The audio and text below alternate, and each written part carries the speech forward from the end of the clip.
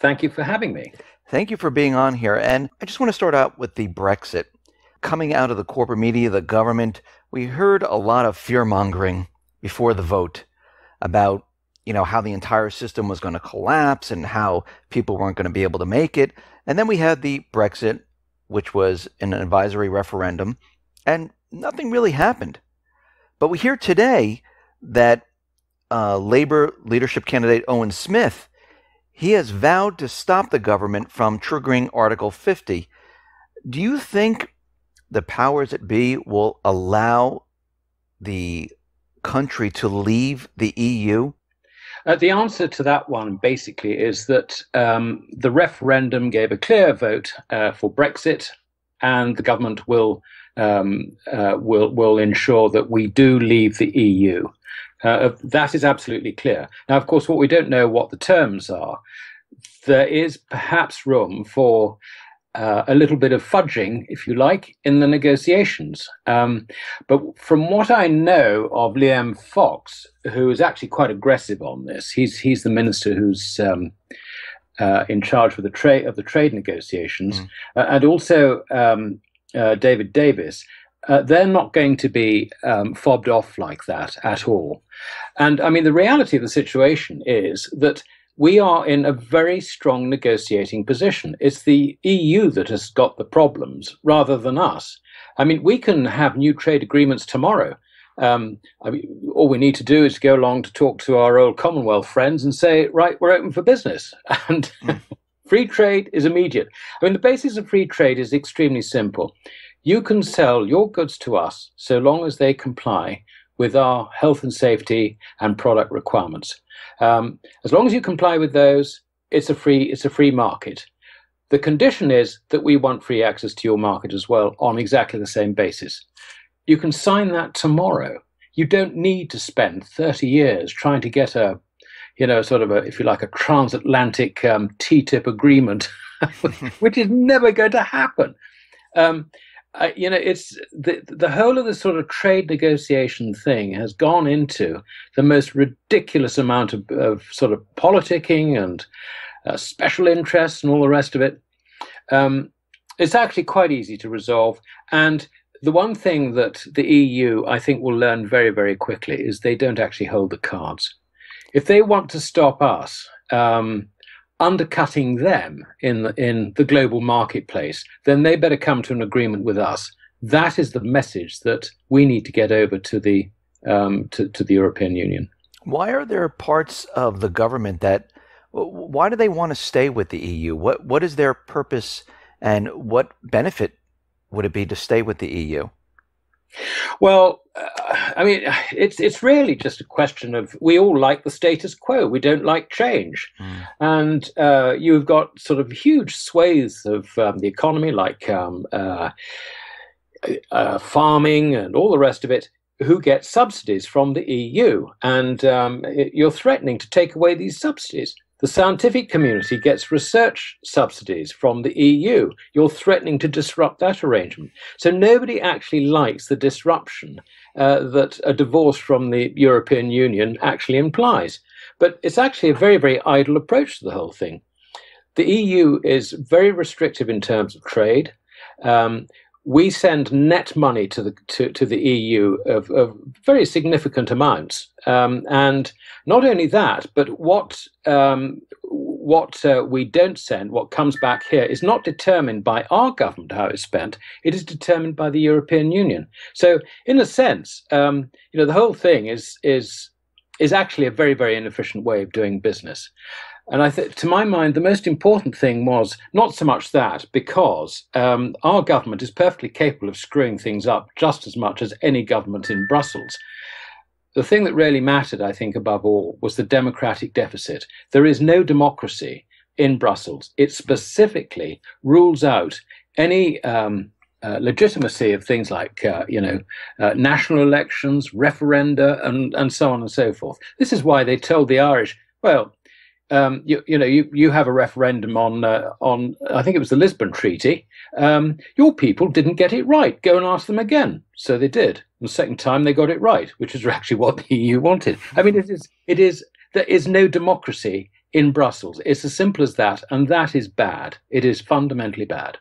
So let's switch gears here. The central banks, a lot of the governments around the world, they're telling us that the economies are strong, but yet we see Japan, we see Europe, they have negative interest rates right now. There are a couple of banks now that are charging customers interest on their deposits. Why are we heading down a path where we're going into negative interest rates? Is this a benefit to the people? Does it help the situation? No, not at all. It's a complete nonsense, Dave. The basic reason, I think, is the level of indebtedness now that governments have got themselves into, and also large, out-of-date corporations, if you like, corporations that cannot respond anymore to market changes in the market and need the protection of government. Which is why, incidentally, big business likes government. It allows them to fix the terms of their own trade. It is all that debt that is overhanging. And I think what they're beginning to realize is that if interest rates were to rise by 2 or 3%, actually, it would create a financial crisis of enormous proportions. I don't think anyone in the central banks actually realize just how close that ceiling is, but they are aware of these difficulties. But coming back to your basic point, I mean, the world goes on. You and I talk together. You might buy some gold. I might sell you some gold.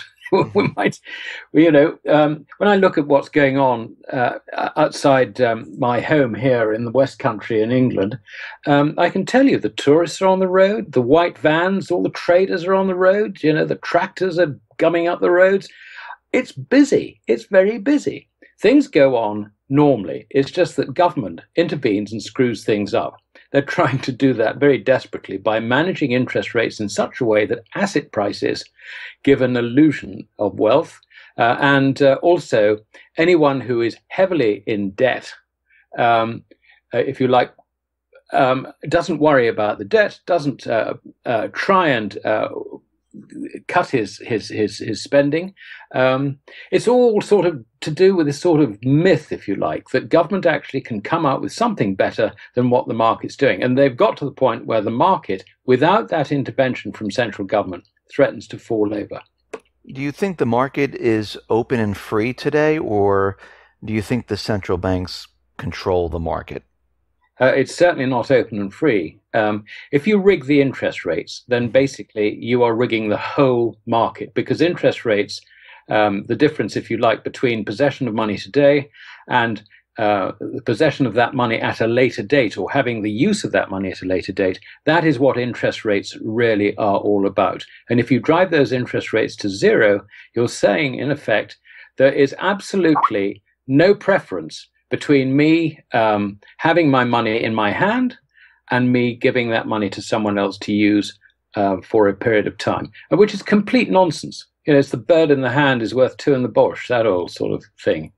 And negative interest rates just are just completely bizarre. They're beyond bizarre, really. But that's what we have. And it distorts markets. I mean, if you look, can you imagine lending money to Spain for 10 years for an interest return of something like, I don't know what it is, about 1.5%, something like that? Right. I wouldn't. Right. But that's the price of the debt in the market. And the reason the price of Spanish debt is like that in the market, and French debt, and Italian debt, by the way, is because the market is rigged by central banks. And everything flows down from there. So the idea that markets are free, no, they're completely rigged, completely rigged. Now, last time you were on with me, we talked about gold and how China has about 30,000 tons of gold. And we can see that China and Russia, they're continually purchasing gold. We also see that China's yuan is going to be included in the basket of SDRs this fall. Where is this leading? Why is China continually purchasing this gold, Russia purchasing gold, and why is the yuan going to be included in the SDR this fall? Where do you think this is all heading? I think these are, in essence, two slightly separate issues. I mean, if I tackle the gold thing first, okay. China first started accumulating gold as a deliberate act of policy as a result of regulations that she implemented in 1987. So that's going back quite a while. They appointed the People's Bank of China as being, if you like, the government agent for all gold dealing. It wasn't until 2002 that Chinese citizens, were permitted to own gold and to buy and sell it. So I would conclude that by then, China had actually accumulated sufficient gold, not in her reserves, but if you like, off balance sheet, if you like to put it that way, for her to feel that she had some degree of control, if you like, over her future gold requirements. Meanwhile, what she was doing was she was spending an awful lot of money on gold mining. And she is now today the largest miner of gold. I mean, I think it must be completely uneconomic, but she continues to do that. She also has a monopoly of refining and will take in doré and partially refined product from anyone. She has contracts with countries like Mongolia, for example, so that all Mongolia's gold is turned into Chinese bars. And I guess that quite a lot of doré comes from places like Africa as well and goes to China. So she has had this deliberate policy of increasing her gold stock. Now, to an extent, I suppose it's a similar situation to Germany in the post-war years. When Germany had a surplus on her balance of payments, the accumulating dollars, some of those she turned into gold, which she asked the New York Fed if they'd very kindly look after it for them. Bit of a mistake, but that's another story. China is not making that mistake. She is hanging on to her gold. I think the reason has changed somewhat from, if you like, as a means of hedging out of the dollar into one of a geopolitical rationale. Really, from the point of view of both China and Russia, the one thing that the West has done, which is a huge mistake, is to try and downplay the use of gold in the financial system. The central banks have been leasing out gold. It is quite likely that a number of major central banks do not possess the gold that they say they have.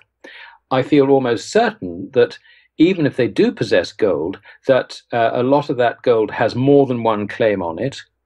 Whereas as far as Russia and China are concerned, their gold is claim-free. Now, this is very important because if you are going to declare a sort of a financial nuclear war, I'm not saying you do this because nobody declares any sort of nuclear war, physical or financial, then gold basically is your weapon.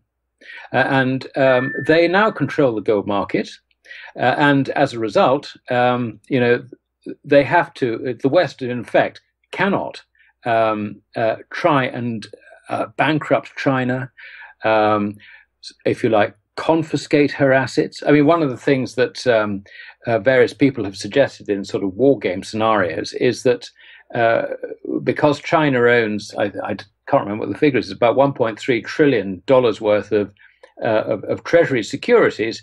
Actually, what would happen in the case of a breakdown in financial relations is that the US government would turn around and rat on those Treasury securities and say, no, we're not paying you out.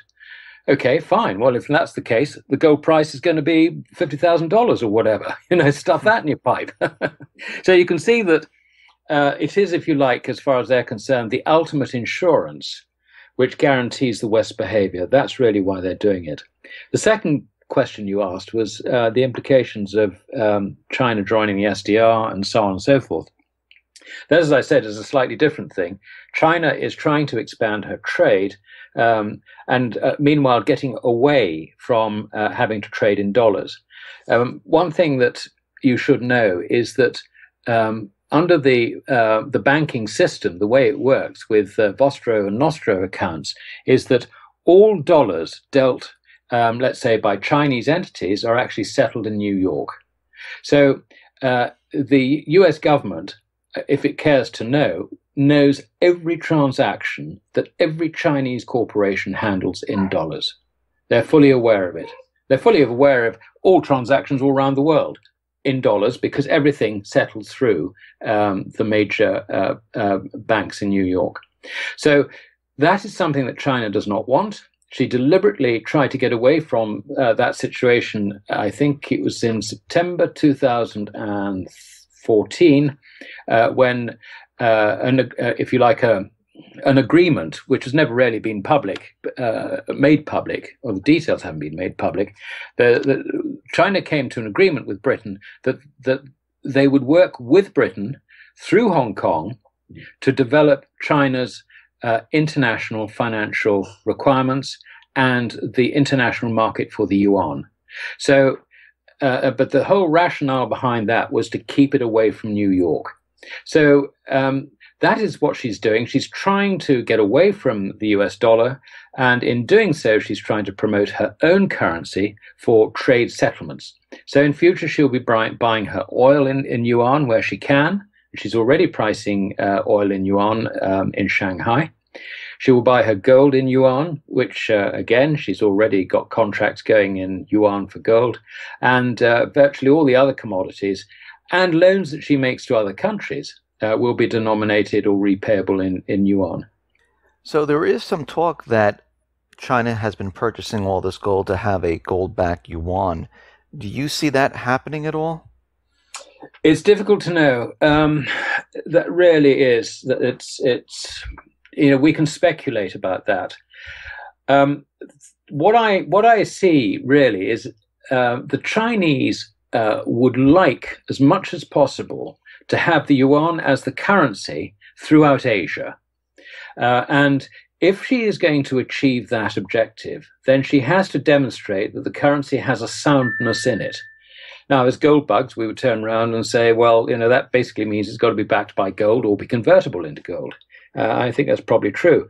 I'm not quite sure how sound she wants it, though, because if she does that, it does actually limit her ability to expand credit. And she's been using the ability to expand credit to great effect to try and stop the credit cycle going wrong in her own domestic economy. I think she'll probably succeed in doing that, but you can see that gold, having a sort of, if you like, a gold element in the yuan actually is quite restrictive when it comes to an expansionary monetary policy. So I'm not sure that we're going to end up with a gold-backed yuan. I would certainly recommend it. I would certainly recommend sound money. I'm not quite sure that they're thinking that way, though.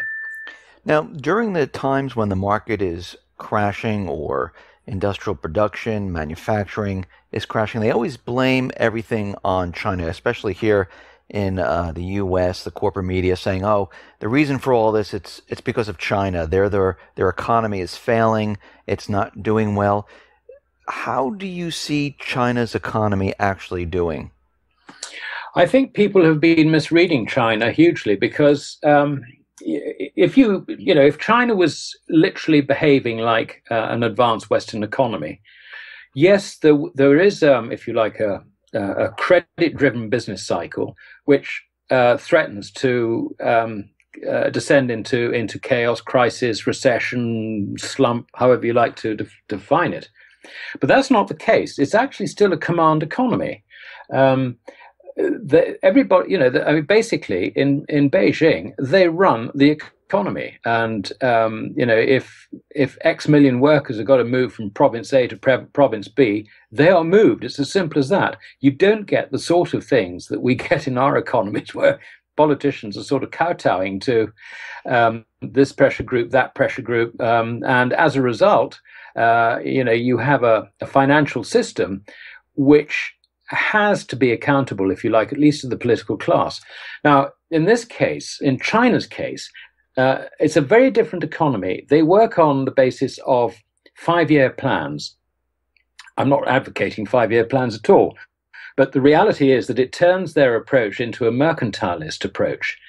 And their 5-year plan, their 13th 5-year plan, which actually started earlier this year, is designed to industrialize the whole of the Asian continent, going really from China in the east all the way to Iran and even potentially the Middle East.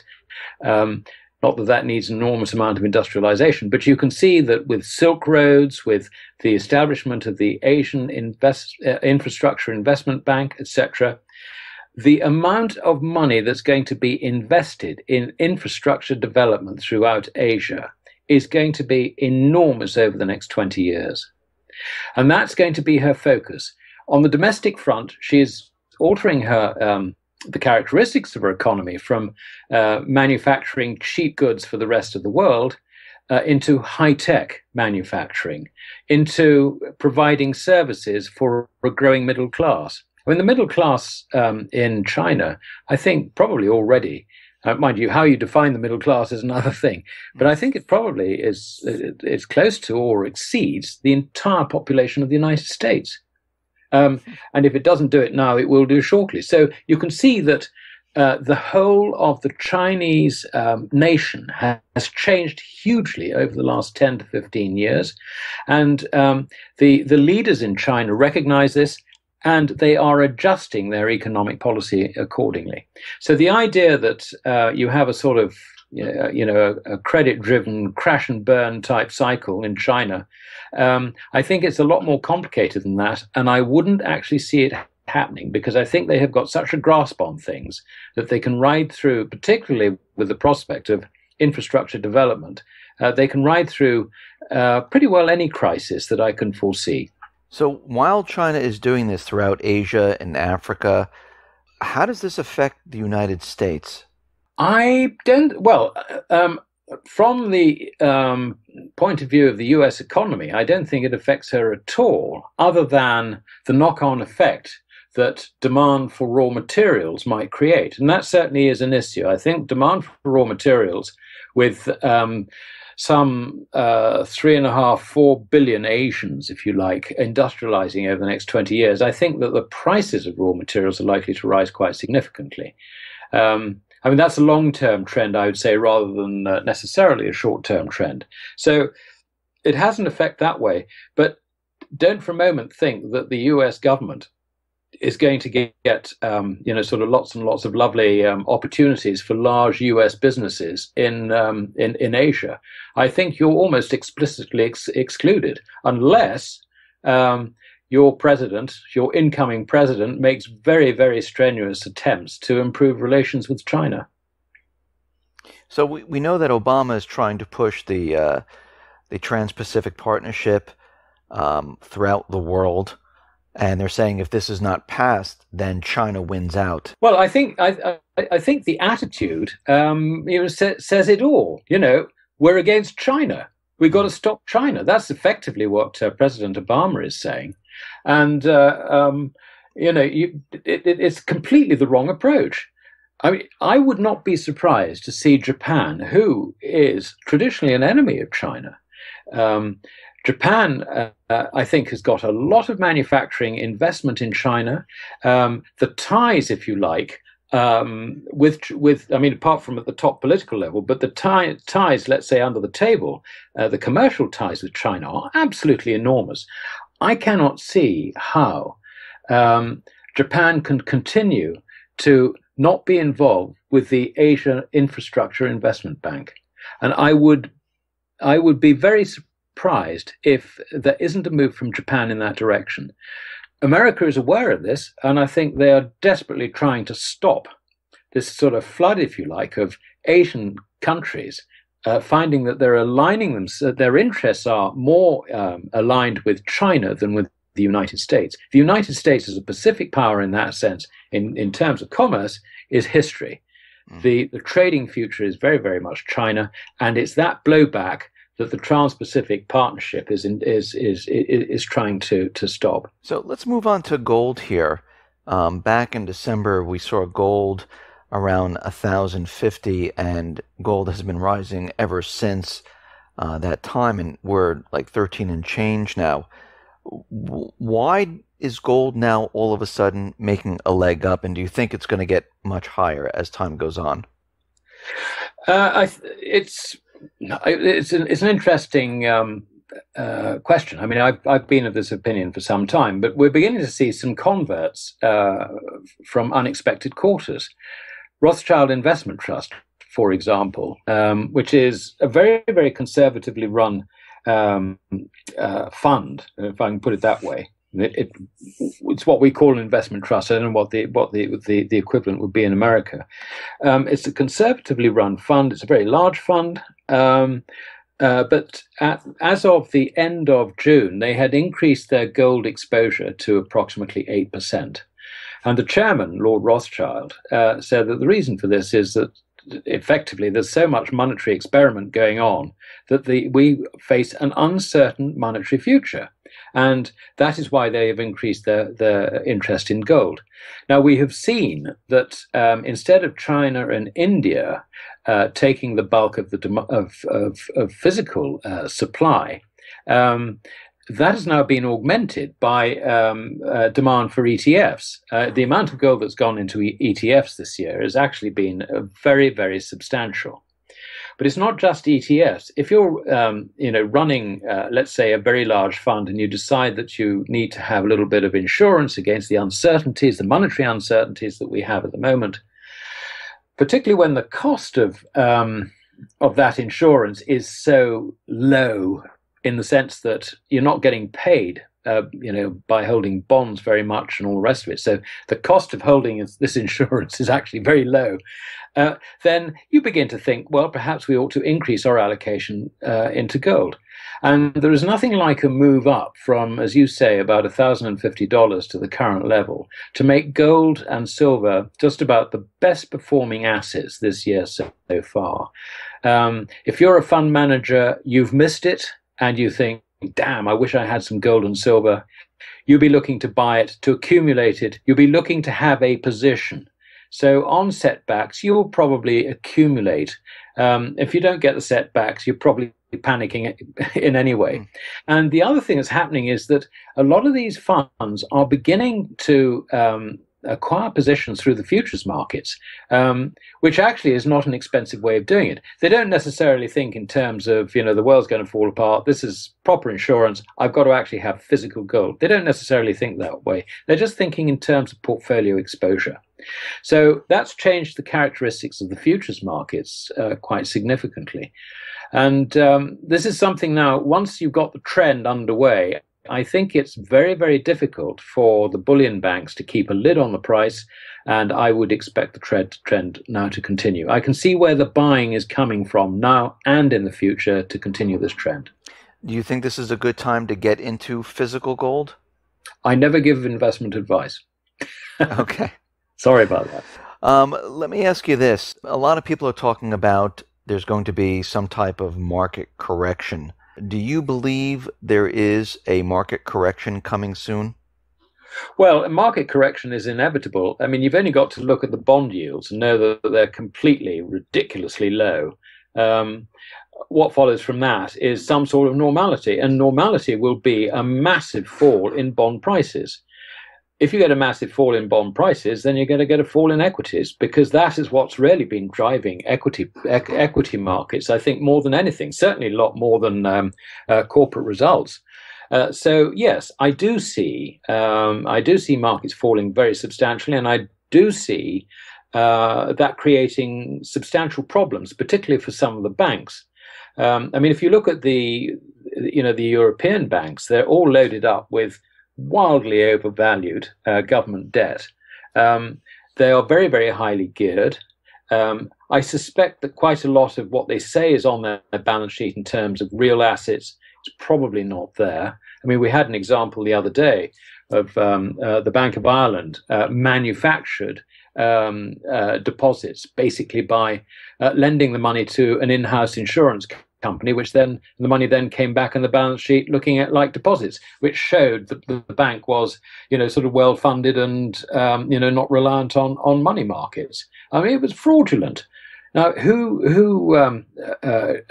I can't think of anyone who's going to convince me that that sort of behavior doesn't actually happen throughout Europe to a greater or lesser degree. So the banks are in, the European banks are pretty ropey, and it won't take a substantial fall in bond prices to collapse them. So we are, if you like, skating on rather thin ice.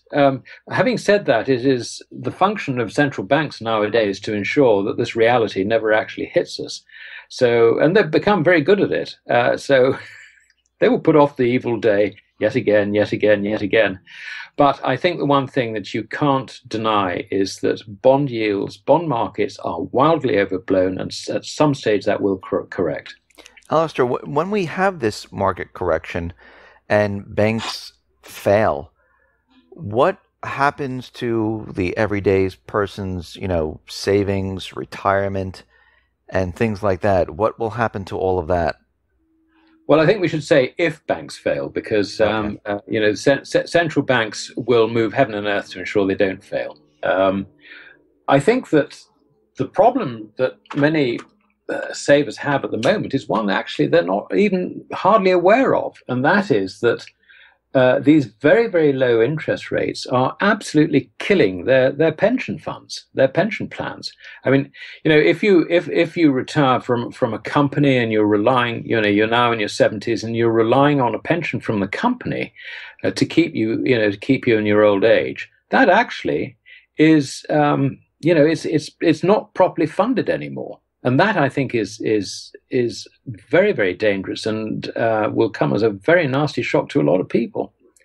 So, I think the idea that the crash is, if you like, going to lose everybody a hell of a load of money. That's obviously true, but I think it's already happening in the sense of it's undermining things like insurance policies, the with profits insurance policies, and also pension funds very, very sharply. I mean, the huge, great actuarial losses accumulating now. Alasdair, I really appreciate you coming on the X22 Report Spotlight. Thank you very much. Once again, how can people see your work?